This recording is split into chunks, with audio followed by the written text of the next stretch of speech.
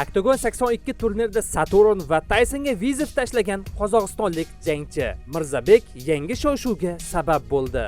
Bilib kim bo'lsin, boyas bo'lsin, boyas bo'lmasin, biroq eng bastisi U raqibini kuchli zarbalar bilan nokaut qilishga muvaffaq bo'ldi va jangning so'ngida Saturn va Taysonga alohida vizif tashladi. Hattoki ikkalasi ham bir bo'lib kelsin deganday gaplar ishlatdi. Hozircha bizning legendamizdan hech qanday javob so'z bo'lmadi. Albatta kutib qolamizki, Saturndan alohida bir javobni. Qadrli do'stlar, agarda Saturn va Mirzabekning jangi bo'ladigan bo'lsa, kimning qo'li baland kelishi mumkin? Albatta Saturn ham juda iqtidorli jangchi, shundaymi? Demak, g'alaba kaliti ham bizda bo'ladi. Qadrli do'stlar, albatta o'z izohingizni kommentariy yozib qoldiring. Kim kuchli?